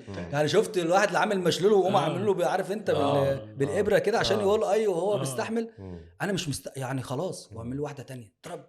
ايه الاخبار يا تامر؟ وانا بقى عاوز اعيط اضحك بقى كده. لا تمام يا كابتن زي الفل. بعد بقى 5 6 كوره كده قمت واقع على الارض. ده كان سبب بقى ايه قطعتها كده قطعت كده. طيب عايز اسالك سؤال يخص ماتش الاتحاد. الدوري هيبدا الجمعه خلاص. تشكيل ماتش الاتحاد للزمالك في رايك ايه؟ يعني لو انت اللي بتختار. ما تفرقش يعني فريش كلها زي بعضها. طب هسهل عليك هسهل عليك لو بزيرة موجود مع الزمالك، لو بزيرة كمل والدنيا مشيت مع الزمالك تاني، ماذا تتوقع للزمالك هذا الموسم؟ دوري ابطال افريقيا والدوري. بص هقول لك على حاجه. يعني انا بزيرة انا شايف ان هو عنصر مهم جدا طبعا، احنا متفقين على الكلام ده. تمام. عدم وجود بزيرة احنا في مشكله كبيره جدا. كويس. لان مفيش له البديل. مفيش بديل. والحاجه التانية كمان ان الخط الامامي ده مفيش فيه عناصر اللي انت تقدر تبني عليها. مفيش الا الدباغ. عندك 3 فيه عدي الدباغ راس حربه. ولو كان بزيرة كان موجود ناحيه اليمين ونستحمل شيكو بنزا. مين اللي كان بيلعب مكان شيكو بنزا؟ ساعات احمد شريف. يعني احمد شريف برضو مش صح. فلو ال3 دول موجودين انا شايف ان احنا ممكن نأدي بشكل كويس. ولكن انت بتدور النهارده بزيرة مش موجود. في موجود شيكو بنزا طبعا تقريبا مش معانا خالص. مش معانا. فلا تعرف ان ممكن شيكو بنزا يخش التشكيل عادي؟ بيقولوا اصلا راجع كويس عادي بدني. والله في واحد بيقول لي راجع عادي ونزل التمرين وسبرنتات وجري وبتاع. ربنا يتكلم السكواد اللي موجود. قوتنا برضو هرجع تاني اقول قوتنا في الجماهير وقوتنا في اسم الزمالك الكبير. ولكن انا الموسم ده انا مش متفائل يعني بزيرة وانا مش متفائل. ممكن برضو النادي الزمالك يفاجئك زي السنه اللي فاتت. هو مين اللي قال الدوري؟ انا متفائل اني مش متفائل. صح كده. انا اجي ابص كده الاقي طب حسام عبد المجيد مش موجود. دي اقل مصيبه دلوقتي حاليا. دونجا مش موجود. دونجا وناصر ماهر كانوا واخدين برضو النص الاول من الموسم السنه اللي فاتت. مين اللي موجود النهارده؟ بتتكلم في مع برضو باحترامي لايشو برضو واحمد شريف ومين. طب ايه رايك في محمد السيد كلاعب مركز 8 كويس؟ يلعب مركز 8 لعيب كويس. يلعب وياخد بقى يعني. دي فتره اللي هو لازم يمسك فيها. لو ما لعبش في الفتره دي محمد السيد بيقعد في بيته. فالفتره دي مهمه جدا. يعني انت عندك كمان ديفندرات مين اللي عندك؟ المفروض دلوقتي شحاته وجهاد وربيع. طب مين اللي جاهز فيهم؟ طب مين اللي يلعب مثلا 6 او اللي يلعب 8؟ طب انت هتلعب بطريقه ايه يا كابتن معتمد؟ فكل الكلام ده كله اول ماتشين هنعرف. اول ماتشين هنشوف بس الحافز كمان. ان شاء الله برضو الحاله الجماهيريه يا كابتن تامر تكون مكمله. الجماهير على فكره بتشحن نفسها. لو هيعمل التوليفه الصح دكتور خليفه، التوليفه ال11 لعيب يختارهم بعنايه شديده جدا جدا جدا، احنا ممكن نعدي والامور تمشي معانا كويس. انا عايزك اهم حاجه تبقى انت بس يعني ايه راضي عن كده وما تبقاش متاثر من اي حاجه حصلت. السنه اللي فاتت موجود في النادي وكسبنا الدوري وكنا خلاص هنكسب الكونفدراليه. انا بعيد السنه دي بقى ربنا. انا عشان السته دي اللي انت عامل لنا مضلمها لنا دي تفك كده يعني. البطوله دي مهمه جدا. لان انت ممكن مثلا العوائد بتاعتها تقريبا 15 مليون. 6 البطوله و9 كاس عالم الانديه على الاقل. انت محتاج تفوق كل حاجه. محتاج ايه؟ ربنا يكرم. فكانت دي عاوزه عتاوله لعيبه اللي انت انتقالات بشكل ممكن يحصل حاجه في يناير باذن الله موجوده او حتى انتقالات يناير لو فكت. ربنا يكرمك كابتن تامر. احنا مبسوطين جدا كنت معانا ودايما اتشرف بيك. انت اسطوره من اساطير نادي الزمالك وفعلا انت يعني تقديرك عندنا كبير. اوعى تفتكر ابدا انك كنت عشان لعيب ارتكاز ما بيجيبش جوان كتير وبتاع، رغم انك عارف كنت بتجيب جوان كتيره مقارنه باللاعب الارتكاز، بس ان قدرك عندنا مش كبير، لا انت ربنا يجزاك فعلا خير. من اهم لعيبه الزمالك في الجيل الذهبي بتاعه. شكرا يا باشمهندس. ربنا يخليك. خلاص ايمن امين عايز تخلص عليا يا ايمن، خلاص. شد حيلك يا ايمن وبس وارفع لا هو راسي. هيرجع تاني ان ارفع شاء راسي يا الله، أيمن. هيرجع تاني باذن الله ان يعني. شاء الله. انا ماليش في الوصف، انا بحب واكره. ده عمنا فؤاد حداد بيقولها وانا بقول لك انا بحبك يا كابتن تامر من غير ربنا وصف يعزك كتير دكتور والله. خليفه، ربنا حبيبي يعزك. والله. حبيبي. ودايما كده احنا عيله زملكاويه مع بعض يا رب ان شاء الله، حبيبي وفي ظهر دايما. بعض باذن الله. ربنا حبيبي يخليك يا دي رب. كانت حلقة خاصة جدا مع ضيف خاص جدا على خطين حمر. دايما نستنى تعليقاتكم واي مساهمات منكم، ودايما ما تنسوش تشتركوا في القناة، واي حاجة خاصة بكابتن تامر اعتقد هتعجبكم يعني. وان شاء الله نشوفكم حلقة جديدة من خطين حمر، وباذن الله الزمالك يكون فايز في اول مبارياته على الاتحاد السكندري. السلام عليكم.